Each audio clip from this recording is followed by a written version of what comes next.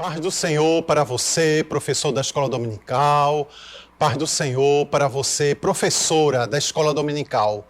Seja bem-vindo ao nosso estudo, seja bem-vinda ao nosso estudo. Nós estamos com a aula de juvenis. A nossa lição é a lição 12, a igreja e a cultura do seu tempo. Se fala muito em cultura, cultura é conhecimento, mas nós vamos ver hoje uma definição mais abrangente. Eu gostaria que você, professor, você, professora, iniciasse a sua aula com uma conversa informal com seu aluno, perguntando como foi a semana, como eles têm passado, veja se tem algum aniversariante da semana, para você fazer uma oração por ele, veja se seus alunos estão com algum problemas pessoais, para que você possa orar também por eles. É importante manter o contato também com seus alunos, não só no domingo, mas durante toda a semana, principalmente os faltosos. É importante você interagir com eles nas redes sociais, aí você manda um recadinho, um telefonema, dizendo quanto você sentiu falta daqueles alunos que deixaram de frequentar a sua aula da escola dominical. Durante esse trimestre, nós estamos estudando a igreja, o corpo de Cristo. E para essa aula 12, eu trouxe aqui uma dinâmica que você pode iniciar a sua aula ou usá-la também no final. A palavra de Deus diz lá em Mateus 5 que nós somos o sal da terra. Você que aceitou Jesus como seu Salvador, você tem uma missão. Você é luz e você é sal. Mas tem aquele sal que está ali ao lado. Nós temos aqui a primeira cena, o sal. Será que esse sal vai surtir efeito nesta água que está dentro desse copo? A palavra de Deus, ela nos mostra que a água é símbolo de povos, de nações. Então, o que é que adianta aquele sal que está ali, do lado, mas não está fazendo nenhum efeito? Mas tem aquele outro sal que está mergulhado, né? Mas ele é tão santo que ele não se mistura. Então, qual é o efeito que esse sal vai fazer para essa água? Bem, você pode ser uma testemunha de Jesus, você que já aceitou Jesus como seu Salvador, que é nascido de novo, você pode ser uma testemunha do Senhor Jesus, má, indiferente, ou você pode ser uma testemunha de Jesus boa, que esse terceiro caso aqui, você, né, o sal da terra, e você também é luz para o mundo, mas o que é que adianta esse sal quando está apenas do lado? É tão santo que não se mistura. Ou até aquele que está até no meio daquelas pessoas, mas não leva a palavra de Deus, ou através da palavra falada, ou através da palavra vivida. Mas eu tenho aqui, a terceira opção, que é aquela testemunha do Senhor Jesus que verdadeiramente vai fazer a diferença. Olha só. Esse sal aqui, vai fazer um efeito que nem o primeiro caso, nem o segundo podem fazer.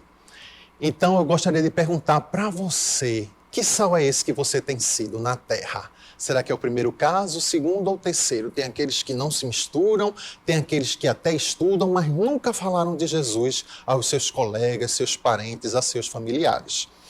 Então, você pode utilizar isso aqui como uma introdução. E muita gente arruma muita desculpa para não falar de Jesus, para não salgar a terra. Será que é o sal que não salga ou é a terra que não se deixa salgar?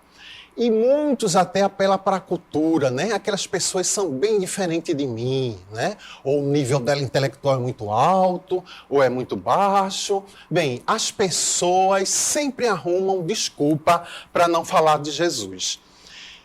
Eu gostaria, inclusive, que você refletisse comigo o seu comportamento, independente de onde você estiver. Porque a igreja e a cultura, seja ela no tempo bíblico ou no tempo atual, ela pode ser usada por você, sim, aproveitar a cultura das pessoas e introduzir, de acordo com a cultura de cada um, a palavra de Deus, as verdades da palavra de Deus. E você veja que o Brasil é enorme. Do norte a sul, de leste a oeste, você encontra culturas diferentes. Essa cultura, muitas vezes, ela se demonstra através das roupas, dos costumes, através da música, mas independente de onde você estiver, até em relação a missões, né, transculturais, são aquelas missões que ultrapassam a nossa cultura. Então, você precisa, o professor que é da escola dominical, se preparar bem. Eu trouxe aqui uma sugestão do livro Brasil, um Gigante Adormecido, que fala muito sobre missões transculturais. E o interessante é que uma das grandes dificuldades é a língua, que cada nação tem a sua língua diferente e você precisa aprender se você quer evangelizar. Inclusive, conta-se que na época, né, do avivamento pentecostal lá na Rua Arruda, nos Estados Unidos, muitos achavam que nem precisavam estudar língua estrangeira, que eles iam pegar um avião e no avião o Senhor Jesus, o Espírito Santo, ia ensinar a língua daquele país. Veja, é uma fé, né? Uma fé muito forte. E às vezes é até mais fácil acreditar nisso do que queimar as pestanas e fazer um curso de 1 ano, 2 anos para aprender uma língua estrangeira. E aqui o livro diz até que o pastor presidente ele precisa falar o inglês, né, que é quase uma linguagem universal, porque ele precisa interagir com os outros pastores presidentes e junto lançar uma ofensiva evangelística para ganhar muitas e muitas pessoas para Jesus. Então eu tenho aqui no meu segundo slide o nosso versículo. O versículo que na lição de adulto é o texto áureos, né? E para nós é um versículo de reflexão. Diz o seguinte, em Romanos, capítulo 12, o versículo 2. Não vos conformeis com este mundo, mas transformai-vos pela renovação do vosso entendimento, para que experimenteis qual seja a boa, agradável e perfeita vontade de Deus. Então aqui é importante o professor da escola dominical trabalhar com seus alunos, que muitas vezes eles querem pertencer ao grupo, querem se sentir queridos, então eles entram na forma do mundo. Mas o que o Senhor Jesus está nos dizendo aqui é que o jovem, ele precisa saber que a forma que ele precisa ter, o modelo que ele precisa se encaixar é o modelo do Senhor Jesus Cristo, é o modelo da sua palavra. E ele não ser influenciado por aquele meio onde ele vive, muito pelo contrário, para que ele possa influenciar.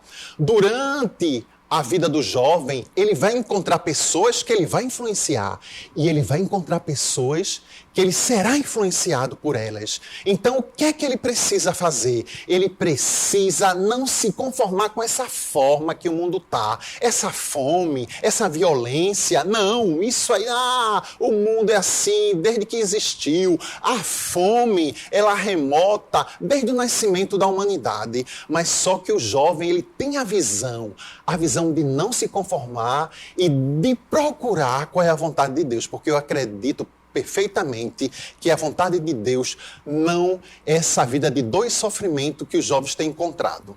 A lição traz para a gente também uma definição interessante sobre cultura. Cultura é o conjunto de valores, de crenças e práticas de uma sociedade que influencia nas artes, na religião, na ética, nos costumes, na maneira de agir, de vestir, na música e por aí vai. Não existe uma cultura melhor do que a outra. A cultura americana é melhor do que a brasileira ou do que a europeia, não. Cultura é aquela forma que o povo tem de se expressar. E é interessante quando o evangelista, ele conhece a cultura do povo e ele utiliza aquela cultura para levar a palavra do Senhor Jesus. Aí o texto da nossa lição de Atos 17, ele nos fala sobre a situação do apóstolo Paulo. É o ponto 1 da nossa lição. Então eu gostaria que você, professor, discutisse com Paulo e a cultura vigente naquela época. Então imagina você, aluno da escola dominical, entrando na cidade de Atenas. Todo mundo ali adorando falsos deuses, né? Aqueles deuses gregos, romanos.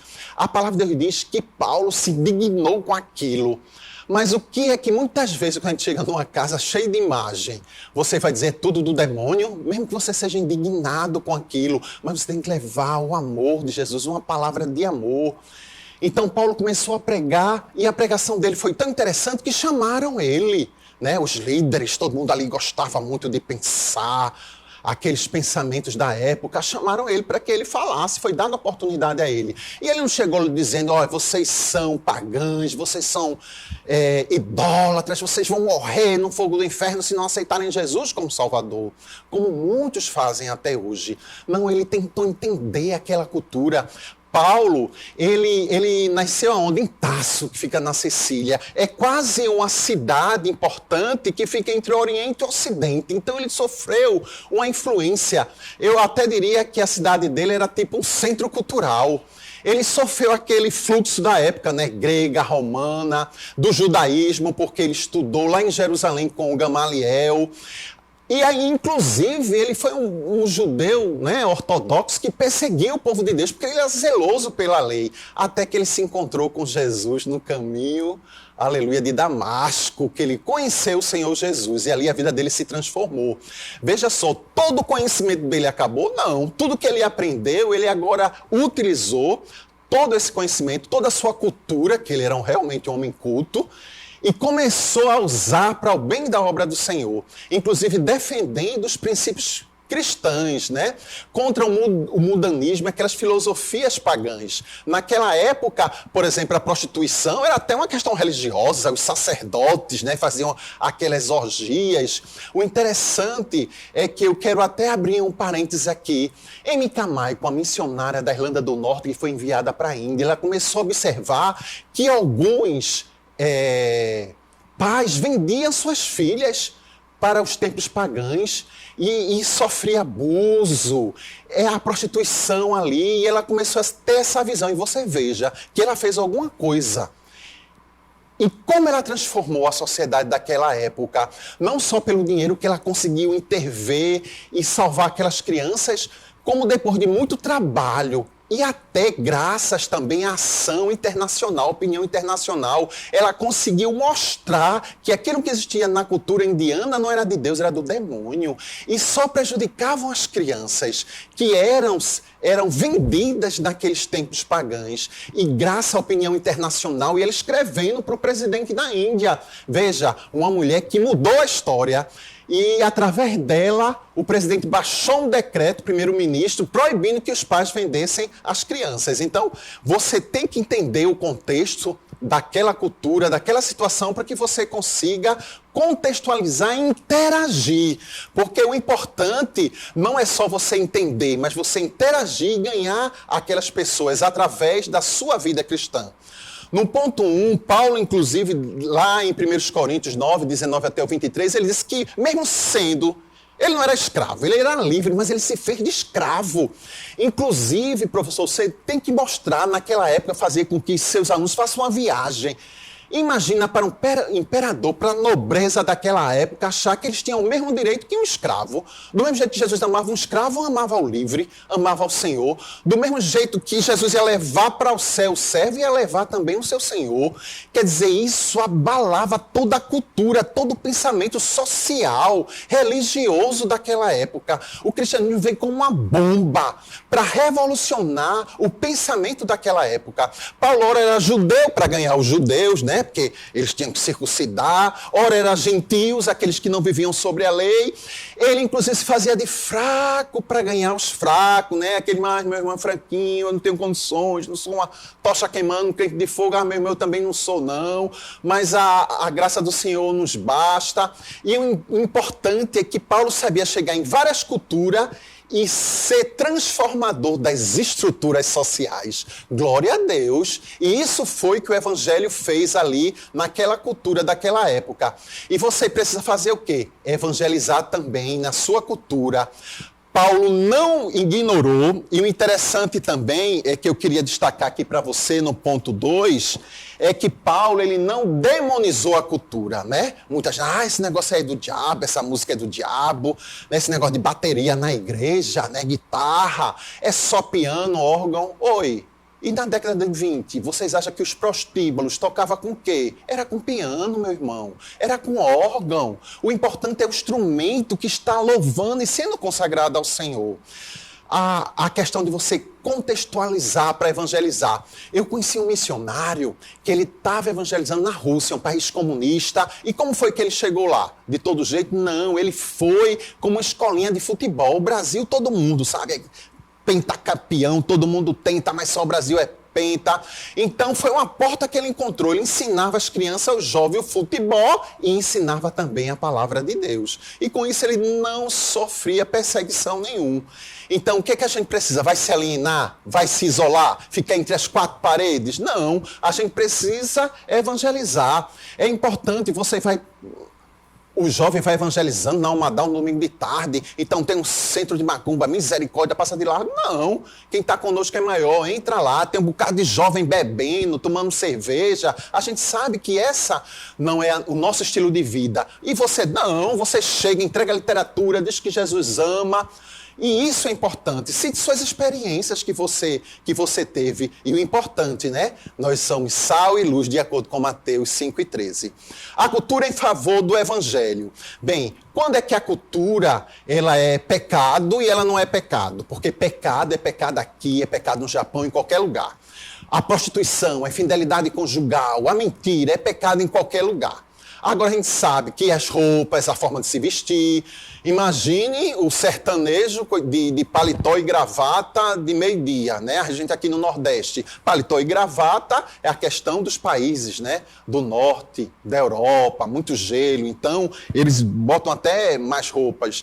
Tem também outros exemplos que a gente poderia citar aqui para você, exemplo de Daniel, José do Egito, que ele não se conformou com aquela situação, e muito pelo contrário, que foi que Daniel, ele não se contaminou com o manjar do rei. Então mostre ao jovem que ele não pode se contaminar com as baladas, com esse tipo, né, da cultura machista, que o homem é que manda na mulher. Então ele tem uma namorada, ele tem uma noiva, e a noiva tem que fazer o que ele quer. A namorada, se ele acabar, ele quer bater até na menina.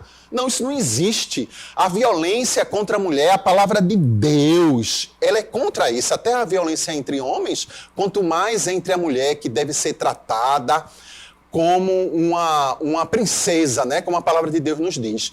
Teve até um pastor que citou, dizendo que Deus não tirou a mulher, não foi debaixo do pé do homem para ela não viver machucada, nem tirou da cabeça para ela mandar no homem, mas tirou do lado.